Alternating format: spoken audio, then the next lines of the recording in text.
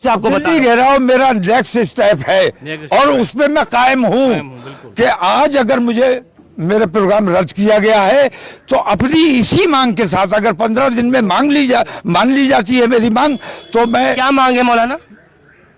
इन गुस्ताखों की, मलऊनों की गिरफ्तारी होनी चाहिए जिन्होंने गुस्ताखियां की हैं, और सख्त कानून बनाया जाना चाहिए ताकि आइंदा कोई इस किस्म की हरकत ना। अपील भी की कि जहां रोका जाए वहां रुक जाओ, लेकिन हमारी मांग नहीं मानी गई, हमें कोई जवाब नहीं दिया गया।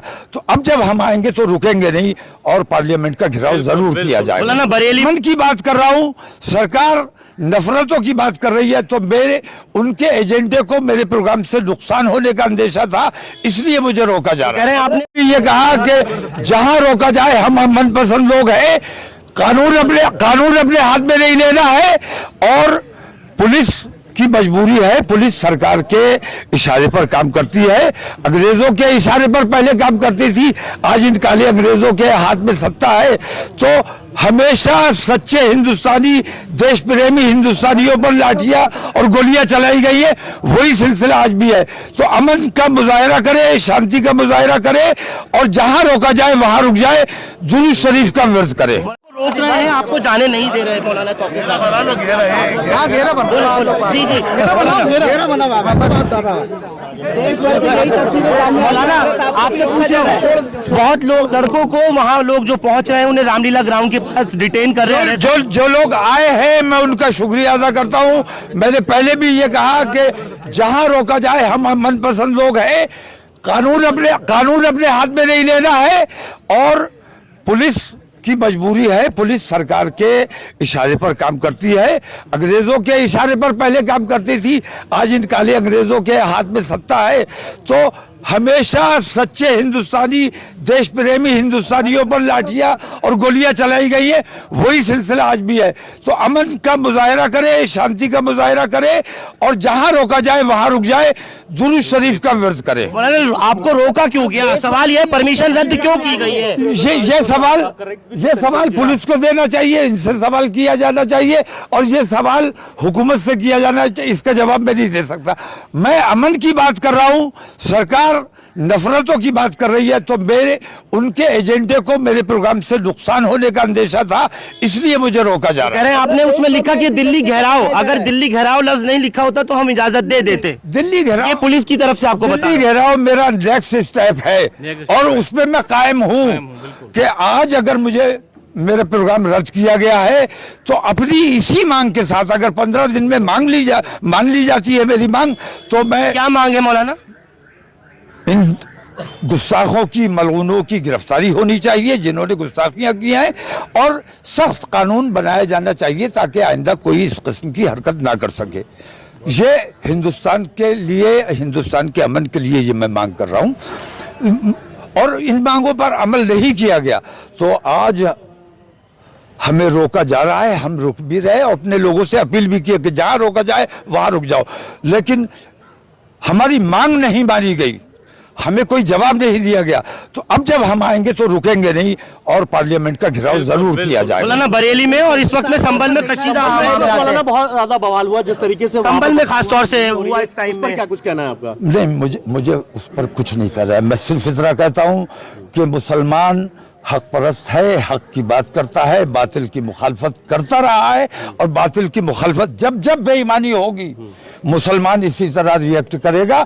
ईमानदारी से देश चलाइए, प्रदेश चलाइए, कहीं से कोई रिएक्शन नहीं होगा, लेकिन बेईमानी की जाएगी तो उसका जवाब दिया जाएगा और देना चाहिए। अब हम घर में बैठे रहने के लिए तैयार नहीं है। जो बेईमानियां हो रही हैं इनका जवाब दिया जाएगा। हम सड़कों पर आकर अपनी कुर्बानी देने, अपनी जान देने को तैयार है, गिरफ्तारी देने को तैयार है, जेल जाने को तैयार है।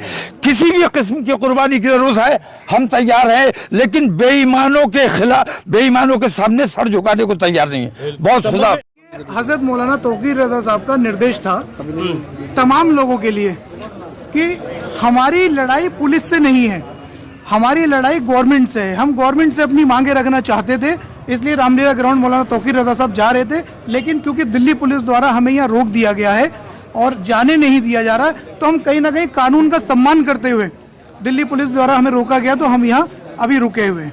तो क्या अभी बात चल रही है, क्या बात चल रही है? अभी अधिकारियों से बात चल रही है, हो सकता है कि वहां जाए, लेकिन हमारे मैसेज यही है आपके चैनल के माध्यम से लोगों को कि जहां भी आपको पुलिस रोकती है, दिल्ली में आप जहां भी एंटर होते हैं पुलिस रोकती है, तो आप वहां रुक जाएं और रुककर वहां बैठ जाएं, दुरूद शरीफ पढ़ें और आप अपना विरोध दर्ज करा के अपने घरों को वापस शांतिपूर्ण तरीके से वापस चलें। यूपी में खास तौर से बरेली हो, संभल हो, मुरादाबाद वगैरह हो, जहां से लोगों की मूवमेंट दिल्ली के लिए है, कोई ट्रेन से, कोई बसों से, किसी तरह से यहाँ पर पहुंच रहे हैं, उन लोगों को आप किस तरह से मैसेज कन्वे करेंगे? क्योंकि पुलिस तो यहाँ पर रोक रही है उनको, रेलवे स्टेशन पे, मेट्रो स्टेशन पे, बस स्टॉप पे, हर जगह रोका जा रहा है। देखिए, हमें आज रोक दिया, इसका मतलब ये नहीं है कि हमारा कार्यक्रम अब आगे नहीं होगा। हम आगे भी, जैसा कि हजरत मौलाना तौकीर रजा साहब ने कहा है, हम आगे फिर दिल्ली पुलिस से परमिशन मांगेंगे और फिर एक कार्यक्रम करेंगे, क्योंकि हमारा परमिशन रद्द करने के बाद दिल्ली पुलिस ने ये साबित कर दिया कि वो सरकार के दबाव में काम। हाँ, तो इस बारे में ये जो आप देख रहे हैं, सीधी सादी बात है कि जिस तरह से मुसलमान और उसके अलावा दीगर अक़वाम को भी हिंदुस्तान में मजहबी आज़ादी है और जो फंडामेंटल राइट्स हैं उसमें हमारी मजहबी आज़ादी है। संविधान हमें पूर्णतः मजहबी आज़ादी के साथ रहने, अपने मजहब के प्रचार करने और मजहबी इमारत को तामीर करने की इजाज़त देता है। अब अगर ऐसे दौर में संविधान के मौजूद रहते हुए और जमहूरियत के जिंदा रहने के बावजूद भी अगर हमें अपनी बात रखने से रोका जा रहा है, तो जाहिर सी बात है ये हमारा अपमान नहीं, ये संविधान का अपमान है। ये मौलाना का यहाँ पर इस वक्त में रोके जाना, तो किस तरह से आप इस चीज को देख रहे हैं? और जब भी उसके बावजूद लोग जो है वो यहाँ तक पहुँच गए हैं। देखिए, रामलीला मैदान में इससे पहले भी मुख्तलिफ जमातों और जमीयतों की रैली हुई है और इसका मतलब ये हुआ कि मौलाना तौकीर रजा साहब जमात और जमीयतों की जो रैली हुई है उसमें दिल्ली घेराव वाली बात नहीं थी जो इसमें लिखा गया है, पुलिस ये भी कह रही है। आज भी असल प्रोग्राम रामलीला मैदान का था और ये हुकूमत ने परमिशन कैंसिल करके जमहूरियत का कत्ल किया है, इस मुल्क के संविधान का कत्ल किया है। चूँकि रामलीला मैदान में मौलाना नियम अनुसार संविधान के मुताबिक अपना प्रोग्राम कर रहे थे और बहुत जायज़ और वाजिब मांगे हैं मौलाना की कि गुस्ताखान रसूल को सजा दी जाए और आने वाली पार्लियामेंट के इजलास में एक ऐसा कानून बनाया जाए। इससे मुल्क में अमन व अमान होगा, पैदा होगा और कोई भी ये हिम्मत न कर सकेगा कि किसी भी मजहब के देवी देवताओं और पेशवाओं के खिलाफ कोई बकवास कर सके। तो ये दो मांगे बहुत जायज़ थी और बहुत वाजिब थी और इस मुल्क के मफाद में थी, मुल्क के अमन व अमान और सलामती के लिए थी। लेकिन आज मौलाना तौकीर रजा साहब पर पाबंदी लगा के और उनके इस प्रोग्राम की परमिशन कैंसिल करके हुकूमत ने अपनी जिस जहनीत का सबूत दिया वो इंतहाई अफसोसनाक और काबिल मजम्मत है। इसका मतलब ये है कि मौलाना के बारे में हुकूमत को ये खबर है कि एक ही शख्सियत है कि जिसकी आवाज़ पर पूरे हिंदुस्तान का मुसलमान, और ये एक ही इशू ऐसा है कि जिस पर पूरे हिंदुस्तान के मुसलमान लब्बैक कहते, और यकीनी तौर पर आज का ये प्रोग्राम मुल्क की अमन आफियत और सलामती के लिए होता। अब जो लोग वहाँ पहुँच रहे हैं, जो कोशिश कर रहे हैं कि किसी तरह से पहुँच जाए रामलीला ग्राउंड, तो उनको रोका भी जा रहा है, डिटेन भी किया जा रहा है। हाँ, मेरे यहाँ उत्तराखंड से भी लोग आए थे, सुबह वहाँ रामलीला मैदान तक पहुँच गए थे, लेकिन उनको वहीं बिठा लिया गया है। 40-50 लोग थे जो ट्रेनों से आए थे और मुख्तलिफ सूबों से आ रहे हैं। तो यकीनन ये चीज़ जमहूरियत के खिलाफ है और इस मुल्क की जो आज़ादी है संविधान की, उसके खिलाफ है।